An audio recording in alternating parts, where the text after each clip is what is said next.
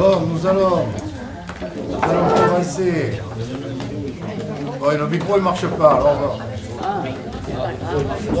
enfin, je vais vous dire, pendant 30 ans, on a fait les conseils municipaux sans micro, donc en espérant que les... Il ne marche pas. Non, c'est ça disjoncteur. Il n'y a pas de... On a la lumière, c'est déjà pas mal. Voilà.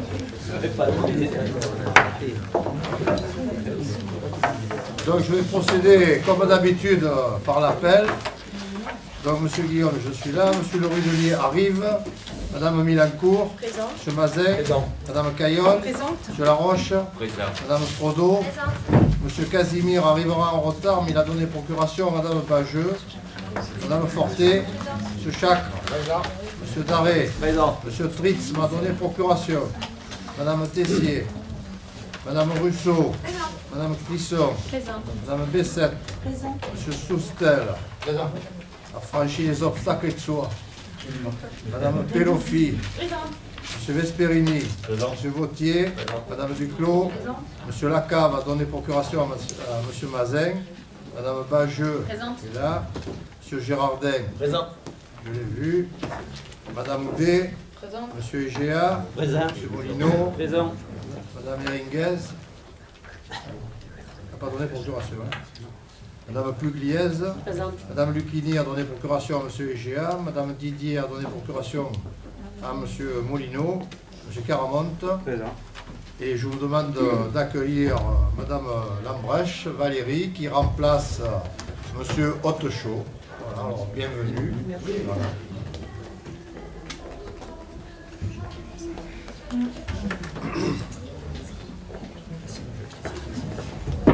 Donc, voilà. Donc nous passons au premier sujet, approbation du procès-verbal de la séance du 25 septembre. Donc, vous avez des observations.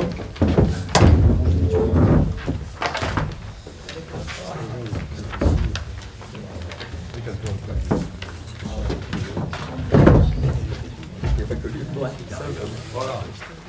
Oui, dans ma précipitation, j'ai sauté une étape. J'ai oublié de... Le secrétaire. La secrétaire, voilà. Bon, donc, je pense qu'on fait comme d'habitude, on ne va pas procéder, on va pas changer. Donc si l'unanimité est prononcée, je vous propose de désigner Madame Milancourt comme secrétaire. Pas d'objection? Donc, le procès compte rendu des décisions depuis l'ancien conseil municipal.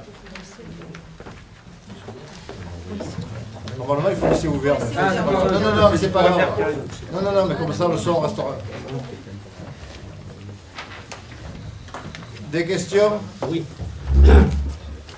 La 14257, c'est l'achat d'une machine de marquage urbain et travaux de peinture. 35 345. C'est une machine de marquage de traçage au sol, là, Oui. pour les parkings, pour les... Les marchés annuels que nous passions avant, ils se montaient à combien? Parce qu'on a investi 35 000 euros. Alors... Oui, ben, écoutez, comme ça sera fait en interne, normalement, en 2 ans, on amortit. Combien de personnes il faut pour utiliser cette machine? Enfin, il faut qu'il y en ait au moins 2 pour qu'ils soient formés, quoi, parce qu'il y en a un qui est agrégé. Et... Ils sont en formation. Ils sont en formation. Pardon. La peinture, les produits qu'on utilise, il ne faut pas un stockage spécial pour ces trucs? Pour cette peinture? Pas que je sache. Donc, il n'y a pas besoin de faire Non, un de toute stockage façon, spécial pour ces solvants. s'il faut les stocker dans un meuble, il y a tout ce qu'il faut, service On technique. a des petits trucs bâtiments. Autre question? Oui, la 1498,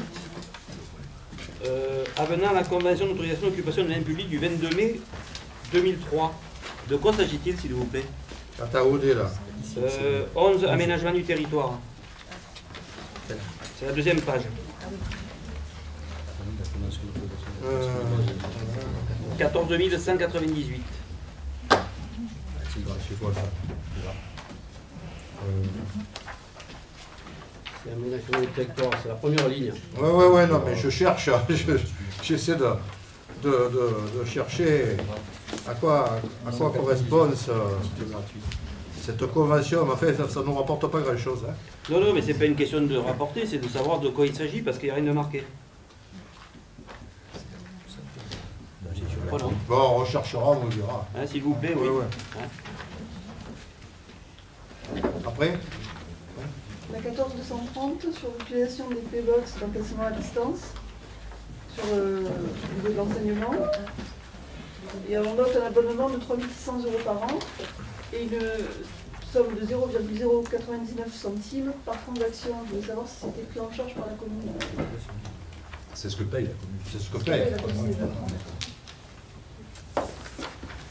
Si ça apparaît là, c'est que c'est pris en charge par la commune. Hein. Oui, mais c'est subventionné. D'autres questions? D'autres questions? Non. Donc, je vous demande de prendre acte.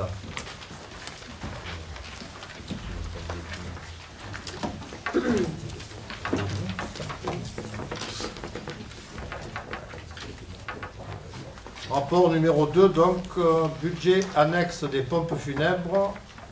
C'est un ajustement suite au changement de TVA. Ça marche? Ouais. Ah voilà. Merci. Oui, donc c'est simplement les prix étaient exprimés en TTC sur le dernier rapport, la dernière délibération. On les exprime en hors taxe maintenant pour éventuellement, compte tenu des changements de taux assez fréquents de TVA, que la délibération soit toujours valable et qu'il n'y ait pas d'impact au niveau de la commune. Qui est contre? Qui s'abstient? Merci. Rapport numéro 3. Réseau de communication électronique, mise en place de la redevance d'occupation du domaine public et de location d'ouvrages. Permission de voirie, fixation des tarifs. Monsieur Chacre. Depuis 2013, la commune de Rognac est sollicitée par la société Orange pour renouveler les permissions de voirie arrivées à échéance.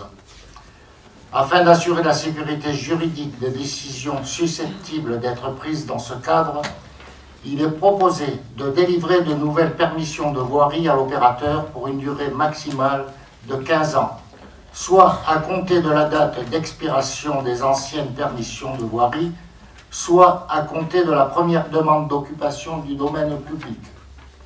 Les opérateurs de télécommunications, dont fait partie Orange, sont titulaires d'un droit de passage qui donne lieu en contrepartie de cet usage du domaine public routier communal à la perception d'une redevance d'occupation domaniale dont les montants sont plafonnés.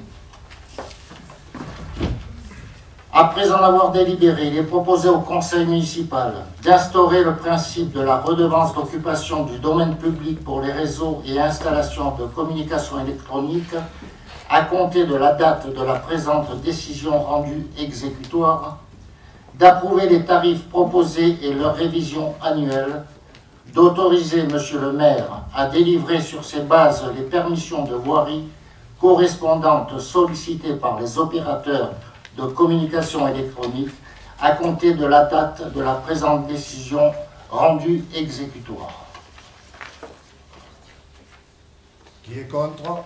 Moi j'ai des questions, si c'est possible. J'ai des questions. Oui. Je voulais savoir donc si le projet d'Orange c'est pour installer la fibre ou le câble sur la commune. C'est uniquement l'occupation, c'est-à-dire qu'on va installer des fuseaux. Et dans ces fuseaux, qui sont payés au kilomètre, on installera, ils installeront ce qui aussi la fibre optique. D'accord. Et les Non, travaux, c'est pas lié à la fibre optique. d'accord, mais ça ne rentre pas dans un Non, projet de la ville d'installer la fibre. Non, mais c'est une chose complètement différente. Aujourd'hui, ils vont payer une redevance pour pouvoir distribuer leurs prestations. Voilà. Mais les réseaux sont existants ou ils sont à créer et qui c'est Non, qui ils va sont prendre en charge Mais ils sont existants, tous les poteaux de téléphone que l'on a, etc. D'accord, on se greffe là-dessus. Voilà. Ça peut être ou souterrain ou aérien. Les deux. Donc il ne va pas y avoir de nouveaux travaux, des tranchées ou de... C'est pour nous permettre d'encaisser une taxe, comme il y a la taxe sur les pylônes de ligne de tension. D'accord. Voilà. Et pourquoi les montants des redevances sont identiques, que ce soit des fourreaux occupés ou des fourreaux vides? C'est pas nous qui les avons fixés, hein. C'est comme ça. C'est comme ça. C'est comme ça. Quel que soit ce qu'on met dans le Quelle que soit l'occupation. ils occupent quand même. Oui, mais peut-être qu'Orange veut l'exclusivité d'un fourreau, il ne veut pas se mélanger avec un autre opérateur. Non. Il a le choix d'un fourreau, c'est lui qui choisit son fourreau. Ce sont les fourreaux existent. Ensuite, les opérateurs demandent l'autorisation de pouvoir utiliser ces fourreaux. Il y a quand même des accords avec l'ARCEP au niveau des opérateurs pour amener la fibre ou autre. Il y a des territoires et en tant que tel, on va dire que c'est Orange qui amène la fibre jusqu'au bas des barres jaquets ou des frégates et derrière c'est l'opérateur entre guillemets par rapport à la location que tu peux faire de ta box ou autre qui paye à l'opérateur qui a apporté le réseau. D'accord. Donc il y a quand même, généralement, il n'y a pas les trois opérateurs ne sont pas sur le même, dans le même fourreau ou à la rigueur avec trois fourreaux différents. Il y a un seul fourreau, il y a un opérateur qui a la maîtrise et derrière il y a une régularisation financière. D'accord, merci. Vous disiez que les montants étaient plafonnés alors que pour les installations radioélectriques, elles sont non plafonnées dans les tarifs que vous nous proposez. Quand vous dites non plafonné, on décide du prix tel que ça nous convient ou comment ça se passe? C'est plafonné, attendez que je me repère, les volumes. Le montant est plafonné en aérien à 1 333,19 € pour la totalité. Je suis d'accord. C'est-à-dire qu'on ne pourra pas dépasser ce plafond, quelle que soit la longueur des fourreaux. C'est au kilomètre. Mais si ça fait 100 km, j'exagère, mais ce sera toujours, ça ne pourra pas aller au-delà de 1 333 €. D'accord.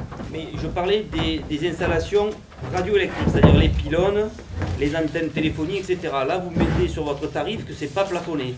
Donc c'est à notre bon vouloir, c'est au bon vouloir de la commune de fixer le tarif qu'elle veut? Non, c'est un truc qui est fixé, c'est pas nous qui le faisons. Hein, c'est pas... Et oui, quand il y a marqué non plafonné, ça veut dire qu'il n'y a pas de valeur. Non, mais il y a une fourchette, on va dire. D'accord. On ne pourra pas exagérer non plus. Non, mais j'entends bien, mais bon, pour avoir travaillé avec des organismes, et l'État notamment pour les redevances d'occupation de domaine public, il y a peut-être des abacs, comme on dit, ou des tarifs maîtrisés, mais c'est à la tête du client. Voilà, donc là, quand je vois que c'est marqué non plafonné, autant pour le reste, c'est clair, il y a un montant maximum à ne pas dépasser, Voilà, autant là, il n'y a pas de montant, donc ça veut dire... et ça veut dire quoi en fait? Il y a des pratiques usuelles, on va dire. D'accord. Et c'est quoi les pratiques usuelles sur la commune de Rognac? Vous savez à peu Non, mais près c'est pas sur la commune de Rognac, c'est en général. Non mais, d'accord, mais là on parle de Rognac, puisque c'est pour le domaine Aujourd'hui, il public paye domanial. Non, mais il n'y a rien là. Non mais il n'y a rien, aujourd'hui on a des antennes, on a des pylônes, on a des choses comme ça. Quel est le tarif qu'on pratique aujourd'hui? C'est la question que je vous pose. Vous ne savez pas? Si, antenne de téléphonie mobile, ça tourne autour de entre 5 et 7 000 € par an. D'accord. Il est variable, là, Non, mais... négociation. Oui, non mais c'est Ça bien dépend ce que du je contrat dis. qui a été signé à l'origine. Hein. C'est bien ce que je dis. Je demande, quand il n'y a pas marqué non plafonné, c'est discuter avec l'opérateur. Il y a une négociation avec l'opérateur. On est bien par d'accord. rapport à Mais c'est la pas ce que superficie. semblait me dire M. Chacre. Oui, mais de De toute façon, on ne peut pas leur demander des tarifs non plus. Non, mais bon. Ok, merci. donc qui est contre? Qui s'abstient? Merci. Rapport numéro 4. Pôle d'échange multimodal. Demande de financement des études de faisabilité à Agropole Provence. Monsieur le Runelier. Oui, alors comme vous le savez, on a un projet de création de pôle d'échange multimodal sur la commune de Rognac. On est en cours de négociation avec Aglopol Provence, puisqu'on a délibéré il y a de cela quelques temps sur le transfert de compétences de ce pôle d'échange multimodal.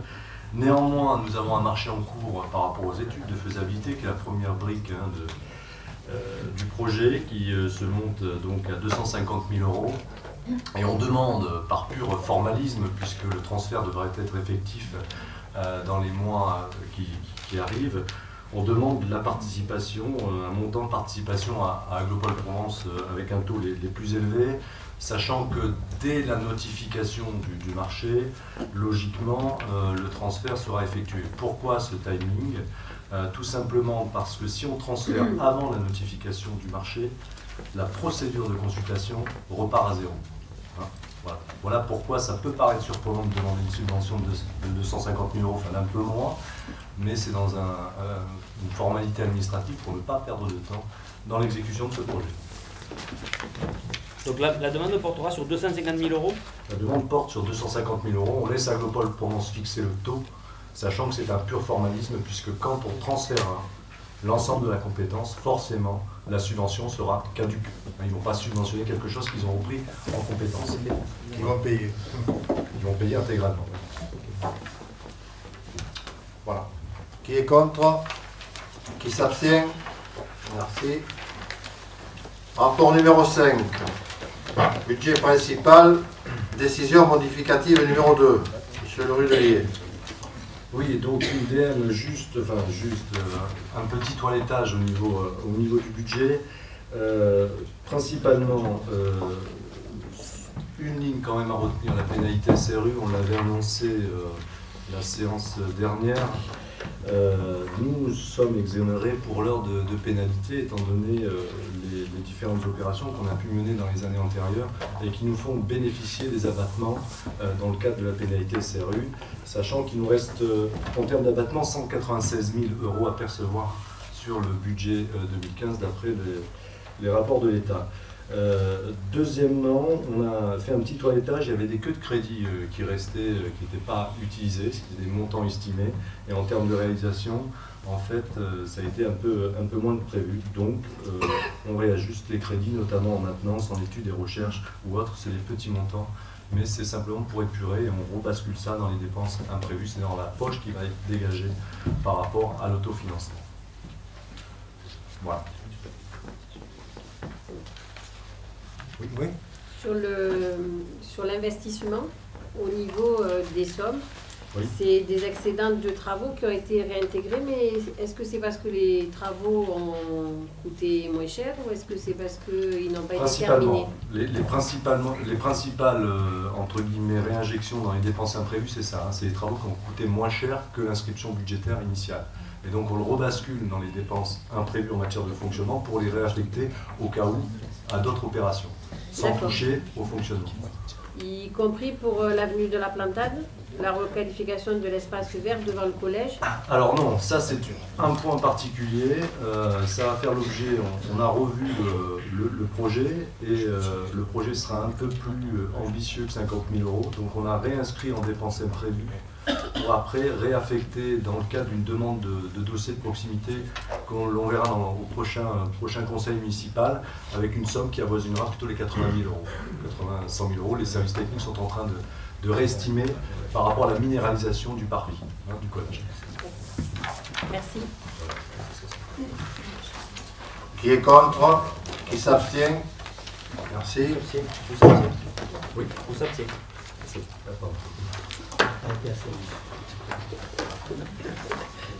Rapport numéro 6. Subvention aux associations locales. Monsieur Le Rudelier. Alors dans la... Oui, attends.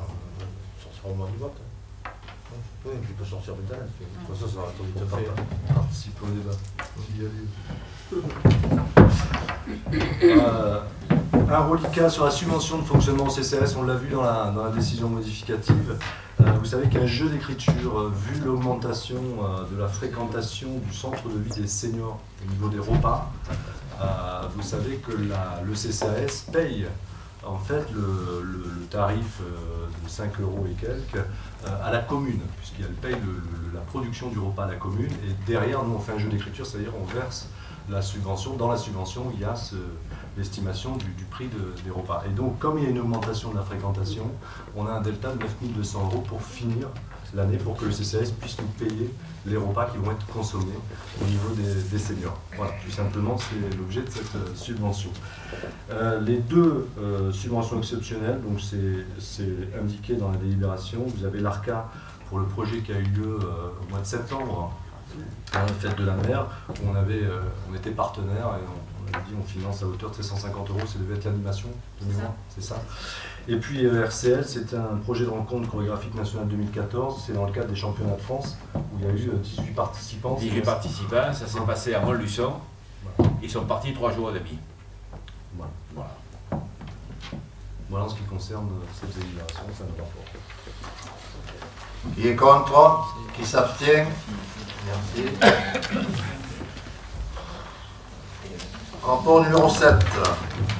Travaux d'intégration des ouvrages de distribution publique d'énergie électrique dans l'environnement, avenant à la convention de financement signée avec le SMED pour l'enfouissement des réseaux téléphoniques. Monsieur Chacre. Par délibération du 20 juin 2014, nous avions approuvé l'opération de mise en technique discrète, c'est-à-dire l'enfouissement des réseaux entre le rond-point dit anciennement de l'Olivier, c'est-à-dire au Canozène, jusqu'au carrefour à l'intersection La Poste Georges Jaurès. L'avenant de la convention initiale concerne l'enfouissement des réseaux téléphoniques pour un montant de 21 863 €. L'avenant à la convention porte à la participation communale de 91 885 € hors taxe et à 113 748 € hors taxe également. Le montant estimé des travaux est par conséquent porté à 180 748 € hors taxe répartis selon la clé de financement suivant. ERDF 40%, 48 000 €. Le Conseil général 20% plafonné à 95 000 € hors maîtrise d'œuvre, SMED 13, 19 000 €. Et la part de la commune, solde de l'opération, à 113 748 €. La TVA sera préfinancée par le SMED 13. Il convient de signer l'avenant à la convention initiale pour définir les modalités administratives et financières du confinement de cette opération. Vu l'avis favorable de la Commission des finances en date du 29 octobre 2014, après en avoir délibéré, il est proposé au Conseil municipal d'approuver l'avenant à la convention de financement avec le SMED 13 relative aux travaux d'intégration des ouvrages de distribution publique d'énergie électrique dans l'environnement si annexé. D'autoriser Monsieur le maire à signer l'avenant à la convention de financement avec le SMED 13. Qui est contre? Qui s'abstient? Merci.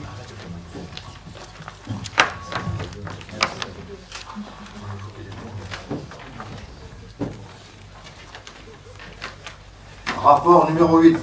Déclaration d'intention pour la construction d'une caserne de gendarmerie. Monsieur Laurier.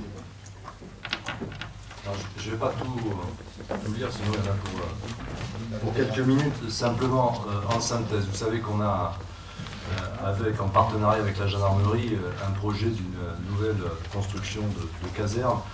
On avait plusieurs pistes. Il y avait une piste qui avait été évoquée avec la gendarmerie, notamment derrière le collège, au niveau du MAS et du relais jeune, avec le parking.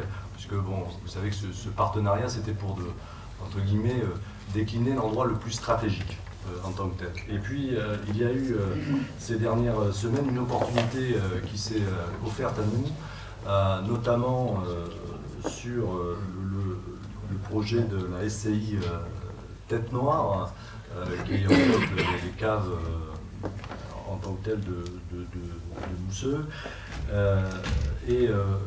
on a saisi la gendarmerie pour voir si l'opportunité, l'endroit serait stratégique. On s'est rendu sur place et on a convenu avec le commandant de mouvement que c'était un lieu dit stratégique dans le sens où il est sur un axe structurant. On regarde la caserne de gendarmerie actuelle qui est quand même enclavée dans les percentes avec un feu tricolore pour pouvoir intervenir, donc c'est pas si évident. Et donc ils nous ont proposé ce que font pas mal de collectivités aux alentours, un montage financier afin de financer cette nouvelle brigade, à savoir que nous resterons maîtres d'ouvrage du projet, donc propriétaires en tant que tel de la nouvelle caserne de gendarmerie. En contrepartie, nous percevrions, par le conditionnel, c'est une déclaration d'intention, un loyer à hauteur de 159 000 € précisément, puisque c'est financé en fonction des unités, ce qu'ils appellent des unités logements. Je ne vais pas rentrer dans le détail, mais un nombre d'unités de logement donne en fait un coût plafond à l'opération, et donc c'est un pourcentage du coût plafond, des 2 600 000 et quelques mille euros, qui détermine en fait le loyer annuel, en plus du foncier que nous allons acquérir pour la construction de cette gendarmerie. Et ça nous permet donc un loyer annuel garanti sur 9 ans, plus derrière une révision de loyer pour les 9 années suivantes. Mais notre volonté, c'est de maintenir notre brigade de gendarmerie sur le territoire communal. Nous sommes l'une des seules communes du pourtour de l'étang de Berre à ne pas avoir de gendarmerie aux normes actuelles. Ce qui veut dire que si jamais on a un nouveau plan de rationalisation à l'étude dans les cartons du gouvernement, il serait très bien que le choix de supprimer la brigade de gendarmerie de Rognac soit pris, étant donné les contraintes que celle-ci malheureusement possède. Donc il est à notre avis urgent de prévoir ce plan d'investissement, sachant également qu'en termes de modalités de subventionnement de l'opération, on est quand même sur des partenaires qui vont nous financer une partie assez conséquente. Je pense au Conseil général, on déposera le dossier, mais qui finance généralement 40% du montant du coût plafond. L'État finance également à hauteur de 479 000 €, c'est très précis puisqu'ils ont déjà déterminé l'enveloppe globale. Et puis également à travers des dispositifs comme la DETR, la dotation d'équipement des territoires ruraux. Voilà. Donc cette déclaration, elle est là pour appuyer la volonté de la commune de créer une nouvelle gendarmerie. Réponse du ministère de l'Intérieur fin janvier, début février, pour savoir si oui ou non ce projet est accepté à l'échelle nationale. Est-ce que vous avez des questions, des remarques? Oui, on se félicite de cette décision-là. Nous l'avions nous-mêmes prévu dans notre programme pour les municipales. En revanche, on ne pense pas que le lieu soit le mieux adapté. En tout cas, nous, on avait pensé à un autre lieu. On n'a rien vous caché, c'était au niveau des Pugettes, parce qu'il y avait l'axe de la RN 113 qui était juste à côté, avec un dégagement plus rapide pour les forces de l'ordre.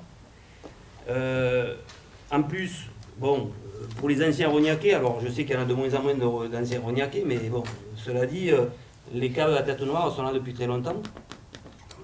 Alors je ne les connais pas, très sincèrement. 1900. Voilà, je ne les connais pas. Après. Je pense qu'elles ont un intérêt. Vous les avez visitées, vous avez dit que vous l'avez visité, je suppose qu'elles ont un intérêt. C'est un peu dommage de détruire, je dirais, ces caves-là, non? Non, justement, j'ai oublié de vous le dire. C'est pas, j'aurais dû employer la notion de réhabilitation des lieux, puisque quand la gendarmerie justement a visité les caves, puisqu'il y a une superficie de 2000 m², je pense, en dessous de mémoire, enfin, je parle de manière hypothétique, hein, j'ai pas le chiffrage exact, effectivement ils ont été quand même assez séduits des potentialités de stockage, par exemple, du matériel de gendarmerie à l'intérieur de ces caves. Mais en tout état de cause, ce qu'on voudrait, c'est réhabiliter la structure, enfin au moins les deux bâtiments. D'une part pour en faire le plateau technique, ce qu'on appelle le plateau technique en gendarmerie, c'est là où sont les bureaux, les cellules ou autres, et d'autre part les logements. Donc c'est vraiment un endroit qui serait préservé. Et justement, on s'est interrogé là-dessus. On s'est dit, mais qu'est-ce qu'on peut faire, nous, puisque en fait, entre guillemets, la vente est comment dire, incessante, programmée. Si nous, on ne le reprend pas, peut-être qu'un promoteur privé va le reprendre. Et le promoteur privé ne pourra pas, même s'il veut faire un programme de logement, récupérer la structure. Il va en fait tout casser. Donc on se doit d'intervenir sur ce patrimoine.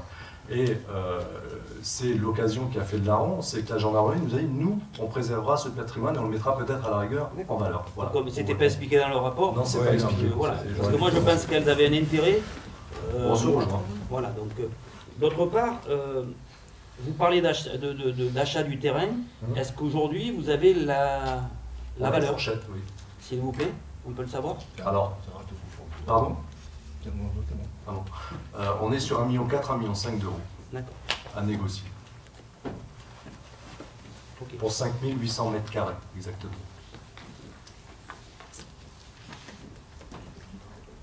Ok. Une question aussi, puisque bon, si le projet se fait, on récupérera, enfin de mémoire, je pense que les logements actuels sont à Habitat 13. Non, pas du tout. Non. Le logement actuel. Brigade. Non, De l'ancienne. La brigade de gendarmerie actuelle est propriété du Conseil général. D'accord. Donc, Conseil général, c'est pas 13 habitants les logements? Pardon? Non, c'est le Conseil général? Non, c'est le Conseil général pour là.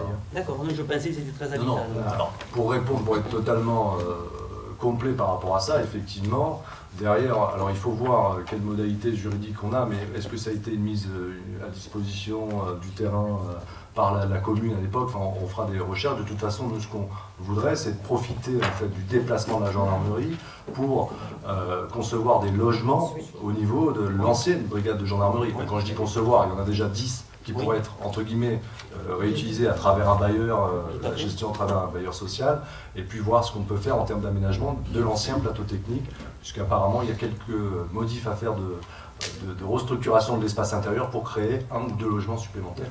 Ça serait peut-être bien de faire des logements d'urgence. Hein? Essayez tout au moins, parce que ça fait cruellement défaut sur la commune. Et il y a plein de personnes, malheureusement, qui sont vraiment dans le besoin par moment et qui auraient peut-être besoin d'avoir ce secours-là pour quelque temps. Alors, je pense que le lieu aussi, par rapport à la gare, c'est pas vraiment un bon choix, enfin, dans la mesure où on a besoin de place aussi. Alors, je reviens au pôle multimodal. Est-ce que vous pouvez nous en parler un petit peu de ce pôle multimodal? Qu'est-ce que c'est qui a été un peu évoqué, décidé, ou tout au moins les études vont être lancées, j'entends bien, mais je suppose que vous avez déjà un petit peu des idées là-dessus. Oui, enfin, ça reste, encore une fois, ça va rester des hypothèses de travail. Hein, oui, bien sûr. Ce que je vais vous dire là, mais je reviens quand même sur le premier élément de votre intervention. Vous dites que c'est peut-être pas un endroit si stratégique que ça. Je comprends bien le volet pôle d'échange multimodal, dualité des usages. En revanche, s'agissant de la délinquance en tant que telle, il faut savoir que la gare SNCF est quand même, entre guillemets, un poumon où la délinquance accède à notre territoire. C'est-à-dire que Marseille-Rognac en train se fait très bien, si vous voyez ce que je veux dire. Et là où le commandant de groupement... Et surtout sans ticket. Oui, éventuellement sans ticket. Ça, c'est la SNCF qui doit gérer. Ça, c'est encore mieux quand on ne paye pas. Et quand ils arrivent à Rognac, il faut expulser. Comme dirait l'autre, tout est gratuit, mais donc, non, ce que je veux dire par là, c'est que le commandant de groupement l'a noté. Si on peut être la brigade de gendarmerie, dans son endroit stratégique, peut être un premier rempart au flux migratoire de la délinquance, banco. Et c'est pour ça qu'il a choisi cet endroit. Au départ, il ne connaissait pas plus Rognac que entre guillemets, le français lambda, puisqu'il vient d'arriver dans les Bouches-du-Rhône. Mais dès lors, il a très bien perçu que implanter la brigade de gendarmerie à quelques centaines de mètres de la gare était, à son avis, essentiel. Voilà. Par rapport au désenclavement également, on est quand même sur des axes structurants qui permettent d'aller très vite en hypercentre, comme d'aller très vite sur la 113 également, à travers les bourris, le quartier des bourris. S'agissant du pôle d'échange multimodal, Qu'est-ce qu'on entend par pôle multimodal? D'une part, une offre de stationnement complémentaire, notamment au vu de l'augmentation du trafic ferroviaire à horizon 2022-2023 à travers la réouverture de la ligne Aix-Rognac. Ça, c'est le premier élément. Le deuxième élément, c'est également une gare routière qui permettrait d'apaiser l'avenue de Verdun pour pouvoir en fait reconcentrer le trafic de transport en commun au niveau du boulevard Gounod. Voilà un peu l'idée de ce pôle d'échange multimodal. Et derrière viendrait, dans un temps entre guillemets plus lointain, la notion de ticket unique, où quelqu'un, parce que pour qu'un pôle d'échange multimodal, il y a aussi le fait de favoriser la tarification unique. Je prends mon ticket pour Rognac-Marseille, j'emprunte un transport en commun qui m'amène à la gare, qui m'amène le train qui m'amène à Marseille, et Marseille avec le métro. Ça doit être avec un type de transport unique. C'est ce qu'on voudrait faire avec la gare routière, la gare ferroviaire sur Rognac. Voilà un peu l'idée. Aujourd'hui, le problème, c'est le stationnement sur la ville de Rognac. De plus en plus, vous mettez des zones bleues. Oui. Les gens ont de plus en plus de difficultés de se garer. D'accord? Oui. J'en veux pour preuve, notamment aux frégates. J'ai cru comprendre, on nous a dit en tout cas, on nous a fait remonter que aux frégates, les voitures qui restaient une semaine parce qu'elles prenaient les transports en commun étaient verbalisées. Alors, je trouve ça un peu dommage qu'en favorisant les transports en commun, on arrive à verbaliser. Ah ben oui, c'est des gens qui nous ont fait remonter, qui se sont fait verbaliser parce que les voitures restaient sur les trottoirs pendant une semaine sans bouger et ils avaient des PV. Alors évidemment sur un trottoir. Ah non, non. 7 jours pour mais emprunter le transport en commun, je ne comprends pas trop là. Oui, en fait, si vous voulez, ils garent leur voiture pour emprunter le transport en commun pour faire du covoiturage et ils ne touchent pas leur voiture de la semaine. La semaine, oui. Et donc, ils se sont fait verbaliser. Voilà ce qu'on nous a rapporté. En jour ouvré, parler, parce que ah oui, oui, oui, même oui. le week-end, ils la laissent. Oui, enfin, s'ils ont 2 véhicules, ils en laissent un, voilà. Donc, le problème, c'est ça, c'est qu'aujourd'hui, on favorise les transports en commun d'un côté, et ce qui me convient parfaitement, et ce qui nous convient parfaitement d'ailleurs. Hein. Mais de l'autre côté, sur la ville de Rognac, il y a des choses qui se font et qui ne sont pas normales. Si on verbalise les gens parce qu'ils laissent leur voiture devant chez eux... Quand vous dites ne sont pas normales, malheureusement, on ne connaît pas la nature du stationnement abusif, puisque là, l'APM a verbalisé, si c'est le cas, je n'en sais rien. Oui. Parce que vous savez qu'au bout de 7 jours, mais c'est à la même place, vous êtes verbalisable. Oui. Donc si un tiers vous dit monsieur l'agent, ça fait 7 jours, il est dans son quartier. Il est dans son quartier. Pardon? Il est dans son quartier. Devant chez lui. Eh bien oui. Alors c'est un peu dommage, quoi. Oui. Bon. Ou alors c'est des plaintes de gens qui disent la voiture m'embête, mais c'est pas normal. Alors indépendamment de cela, alors c'était une parenthèse, je voulais vous faire remonter parce que manifestement vous n'êtes pas au courant, mais nous en tout cas on nous a mis au courant. Je trouve qu'il y a combien de cas? Non, il y en a plusieurs. Là, je vous parlais d'un enjeu à 400, une offre de stationnement supplémentaire de 400 véhicules. Enfin, moi, je veux bien parler des cas particuliers. Non, mais je vois pas trop le rapport. Je faisais simplement la parenthèse. Je dis simplement qu'aujourd'hui, on a des stationnements bleus sur la ville de Rognac qui empêchent les gens de se garer plus d'une heure. D'accord? Ouais.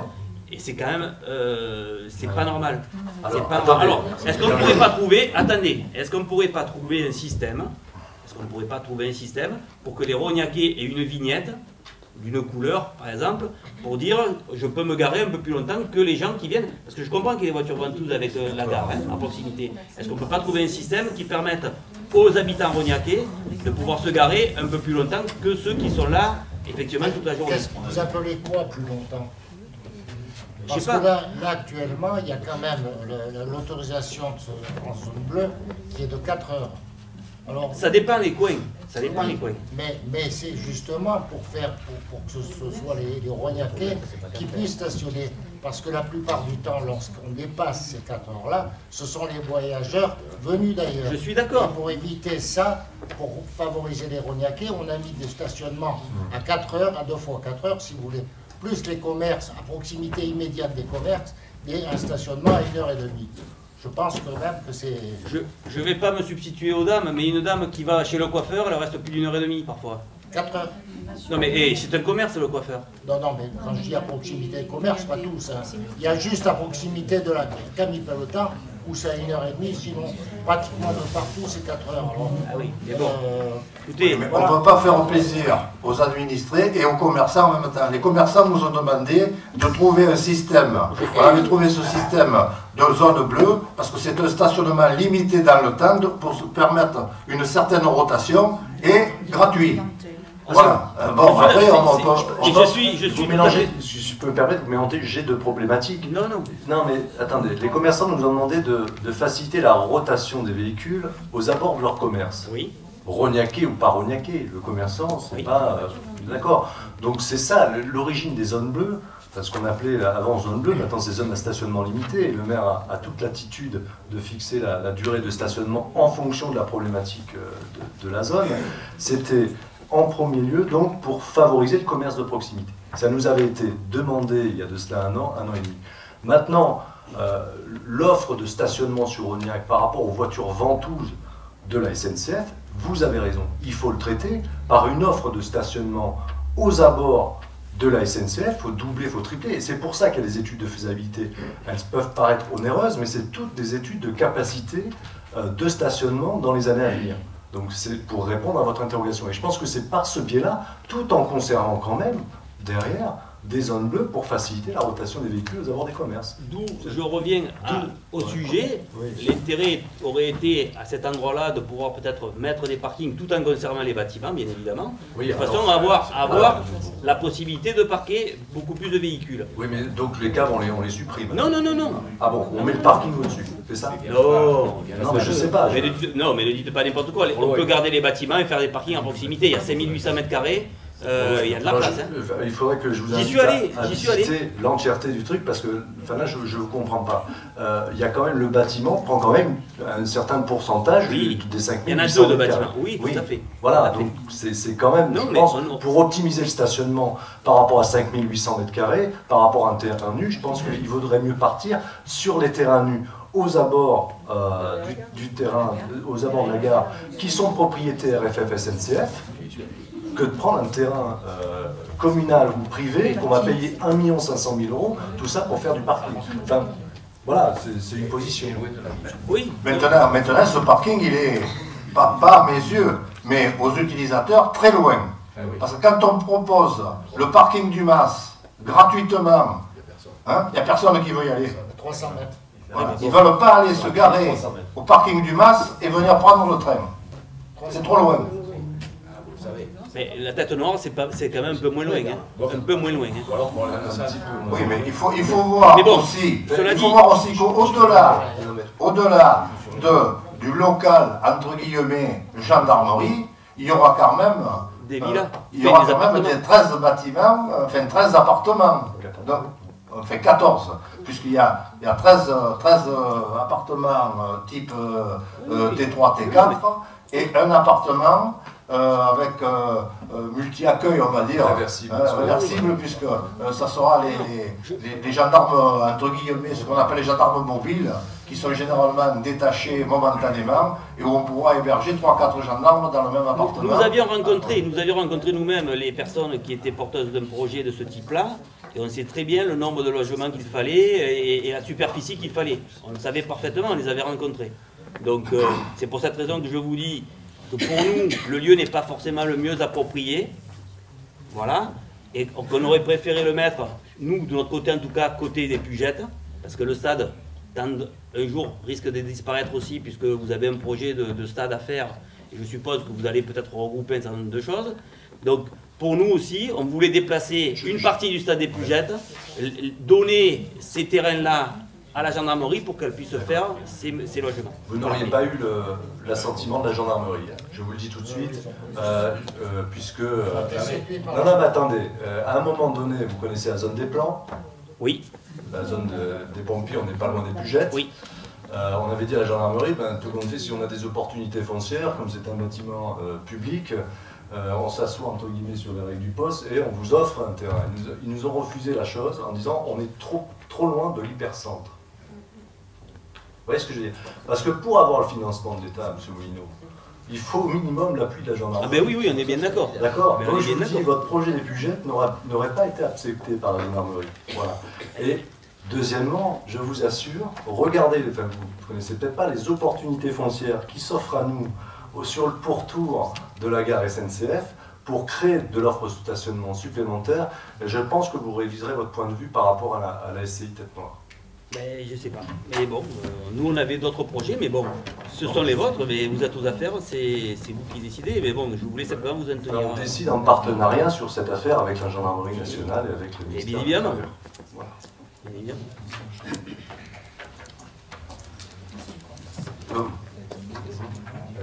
Qui est contre? Qui s'abstient?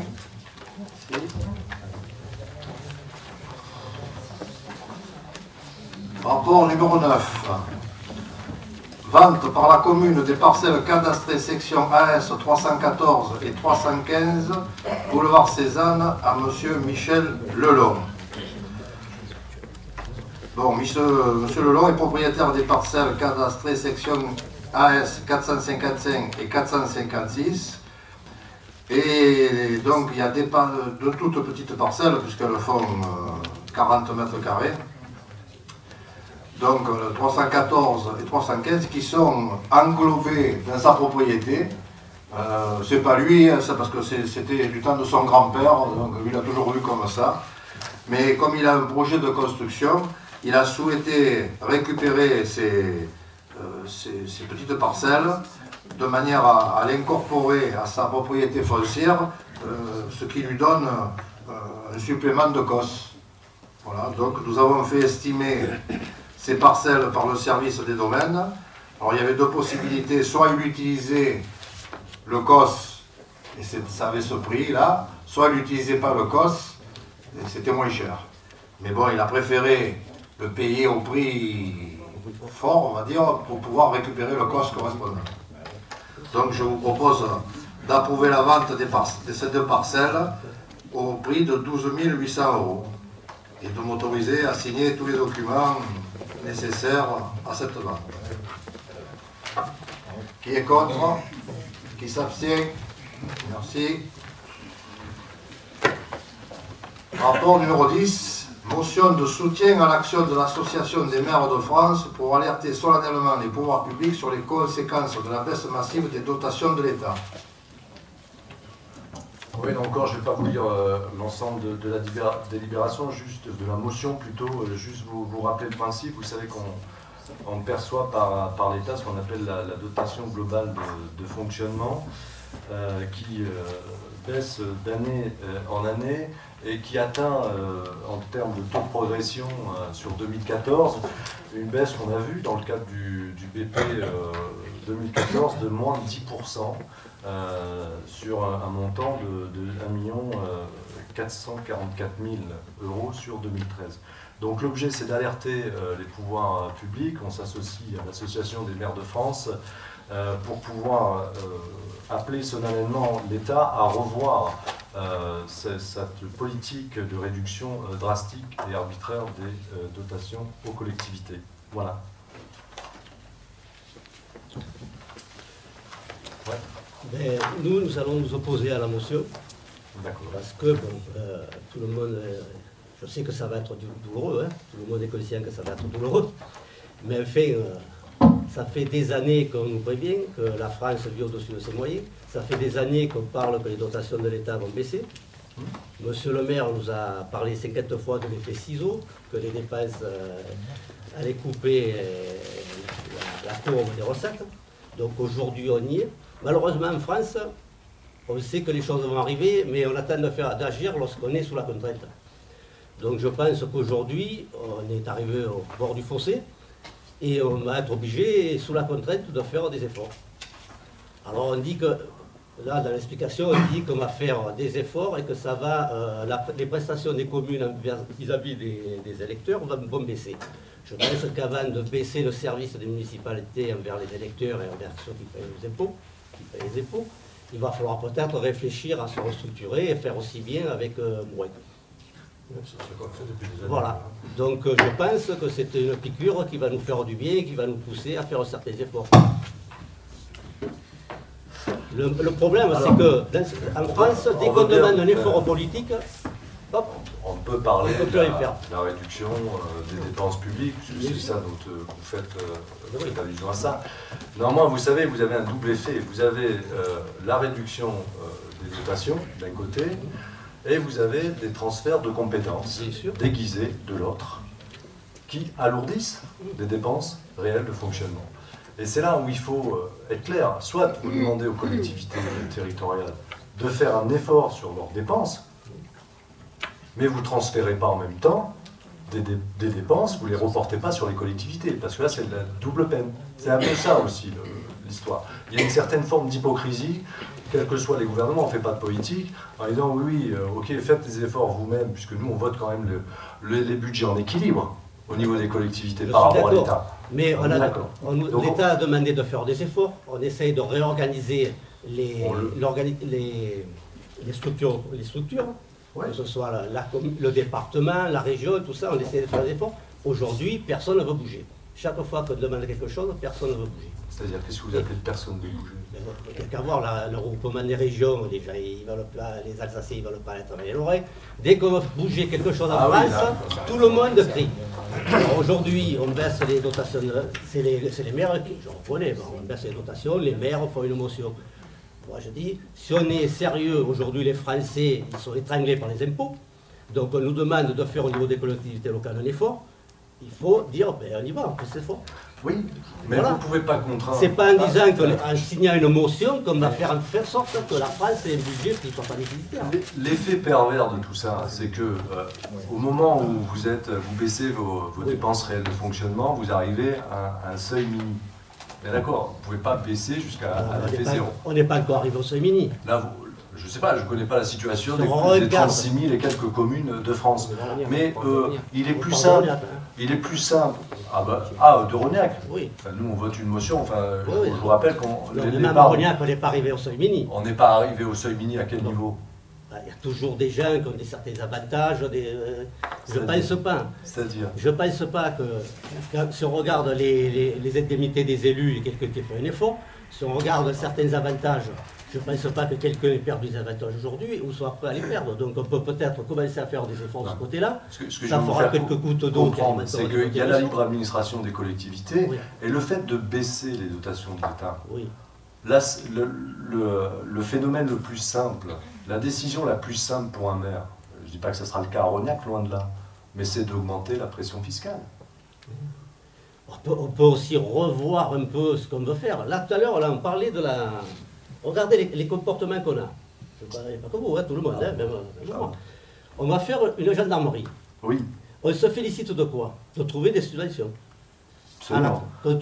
À l'aglopole, au conseil général, à la région. Bien sûr. Mais le conseil général, l'aglopole et la région, c'est toujours le même gars qui paye. Hein. Sur la taxe foncière, c'est toujours le même gars qui paye les 4 colonnes. Hein, Sauf que là, vous confondez le fonctionnement et l'investissement. Oui. Mais bon.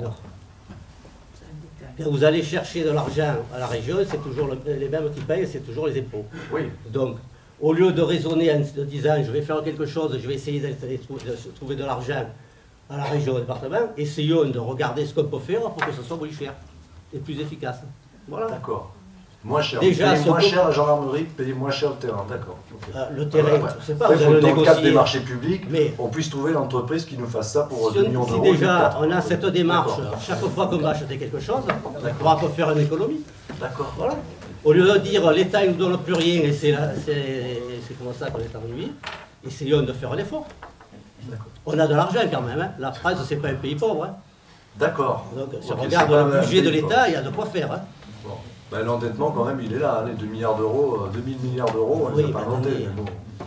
Attends, si vous ramenez ça, écoutez, si vous ramenez ça au titre à un ménage, hein, aujourd'hui la France elle a de l'argent. Hein. Et vous pouvez gagner, vous pouvez avoir des revenus de cadre supérieur si vous dépensez plus que ce que vous gagnez. Eh bien, vous serez endetté, mais c'est pas pour ça que vous n'avez pas de quoi vivre. Ce qui n'est pas le cas des collectivités territoriales. Je ne suis pas sûr.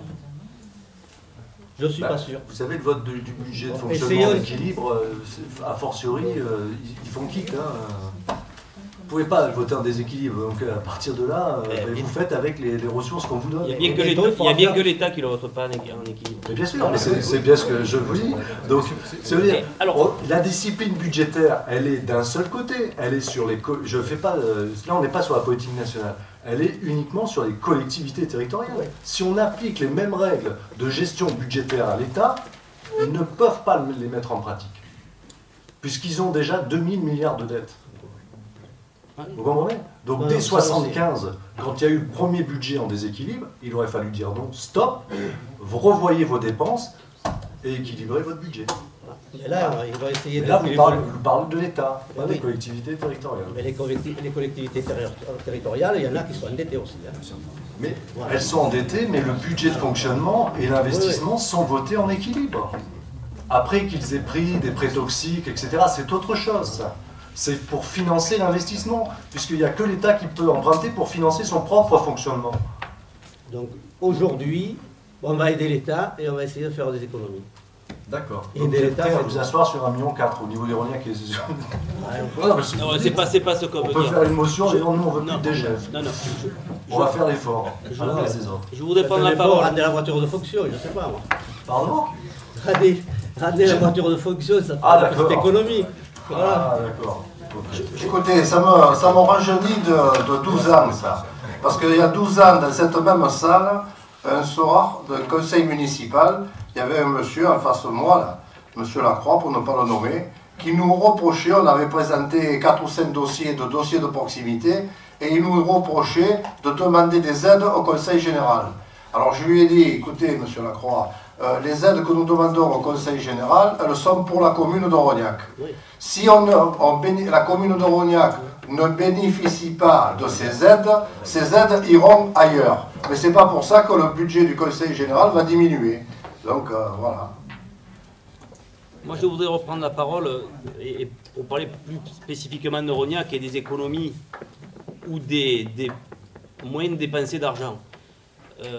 Sur le précédent mandat, on a dépensé 30 millions sur des investissements. Je parle d'investissement, je ne parle pas de fonctionnement. Hein. Je parle de 30 millions d'investissements sur des choses qui, à nos yeux, n'en valaient pas la peine. Pourquoi? Parce qu'elles existaient déjà. Les structures existaient déjà.